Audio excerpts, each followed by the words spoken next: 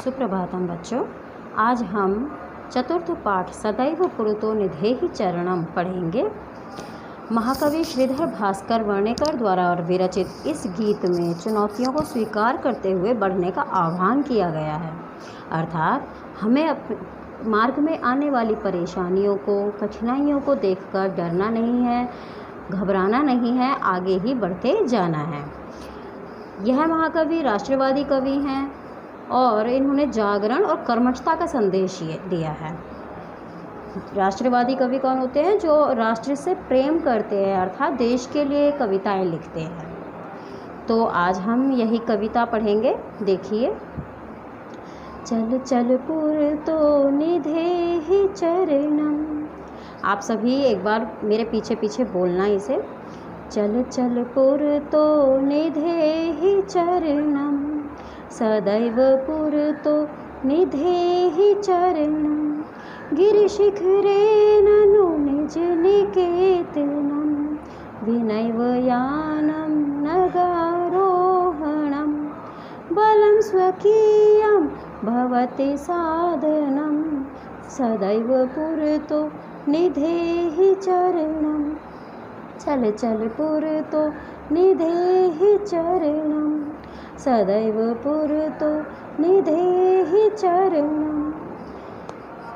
इसे समझेंगे। चल चल पुरतो निधेहि चरणम। पुरतो अर्थात पुरतः, कि हे वीर, आप आगे ही बढ़ते चलो, अपने चरणों को आगे ही रखते चलो। सदैव पुरतो निधेहि चरणम, हमेशा सदैव अपने चरणों को आगे ही रखते चलो, अर्थात कभी भी पीछे मुड़कर मत देखो, आगे बढ़ते चलो। गिरिशिखरे ननु निज निकेतनम, अर्थात हमारा घर, ननु निश्चय ही, हमारा घर, निज निकेतनम हमारा घर, गिरिशिखरे पर्वत के शिखर पर ही स्थित है। विनैव यानम नगारोहणम, हमें अपने निज निकेतनम, अपने घर कैसे जाना है? विनैव यानम, बिना किसी यान अर्थात वाहन के। नगारोहणम, नग क्या होता है? पर्वत। पर्वत पर चढ़कर हमें अपने घर जाना है।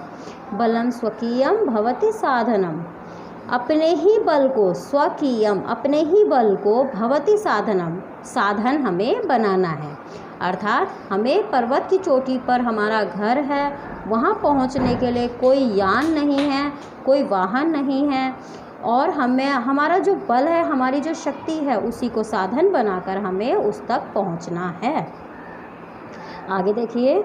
पथि पाषाणाः विषमाः प्रखराः, हिंस्रः पशवः परितो घोराः, सुदुष्करं खलु यद्यपि गमनं, सदैव पुरतो निधेहि चरणम।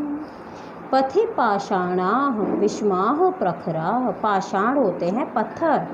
पथि पथ में, मार्ग में, प्रखर तीक्ष्ण और विषम, उबड़ खाबड़ टेढ़े मेढ़े पत्थर हमें मिलेंगे।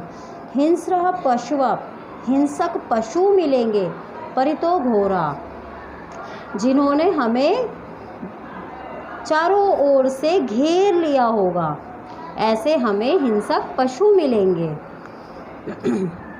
सुदुष्करम खलु यद्यपि गमनम, सुदुष्करम यह अत्यंत कठिन होगा, बहुत कठिन होगा। यद्यपि गमनम, फिर भी हमें आगे जाना होगा। सदैव पुरतो निधेहि चरणम, सदैव अपने चरणों को, अपने कदमों को आगे ही बढ़ते रखना होगा। आगे देखिए। जहि ही भीतिम भज भज शक्तिम, विधेहि राष्ट्रे तथानुरिक्तम, कुरु कुरु सततं ध्येय स्मरणम, सदैव पुरतो निधेहि चरणम। जहि ही भीतिम भज भज शक्तिम, जहि ही अर्थात छोड़ दो, भीतिम डर को, अपने डर को छोड़ दो। भज भज शक्तिम, अपनी शक्ति को ही भजो, अर्थात अपनी शक्ति के ऊपर, अपने बल के ऊपर विश्वास रखो और डर को त्याग दो। विधेहि राष्ट्रे, तथानुरिक्तम अनुरिक्तम प्रेम करो विधेहि राष्ट्रे, अपने राष्ट्र से प्रेम करो। कुरु कुरु सततम ध्येय स्मरणम, अपने ध्येय को, जो हमारा लक्ष्य है, हमारा लक्ष्य क्या है? अपने घर पहुंचना। और वो हमारा घर कहाँ है? गिरि के शिखर पर, पर्वत की चोटी पर हमारा घर है, हमें वहाँ पहुंचना है। तो अपने ध्येय को स्मरण करते रहो और आगे कुरु कुरु सततम, आगे बढ़ते रहो। सदैव पुरतो निधेहि चरणम, हे अपने कदमों को, अपने चरणों को निरंतर आगे रखते रहो। इस कविता से महाकवि ने हमें एक संदेश यह भी दिया है कि इन्होंने कहा है हमारा घर है पर्वत की चोटी पर, तो वो घर कौन सा है? हमारा लक्ष्य है, हमें आगे अपने जीवन में कौन सा लक्ष्य प्राप्त करना है। उस लक्ष्य को प्राप्त करने के लिए हमें जैसे पर्वत की चोटी पर चढ़ना होता है, बहुत सारे बीच में विघ्न बाधाएं आती हैं, बहुत सारी कठिनाइयाँ होती हैं, हिंसक पशु भी मिलते हैं, पत्थर भी मिलते हैं, बहुत सारी परेशानियाँ होती हैं। ऐसे ही अपने लक्ष्य को प्राप्त करने के लिए हमें बहुत सारी चुनौतियों का सामना करना पड़ेगा। तो इन सब चुनौतियों को हमें क्या करना है? इन सभी चुनौतियों का सामना करते हुए हमें अपने लक्ष्य की ओर आगे बढ़ते जाना है, उसी से हम अपने लक्ष्य को प्राप्त कर सकेंगे। आशा है यह पाठ आपको बहुत अच्छे से समझ आ गया होगा।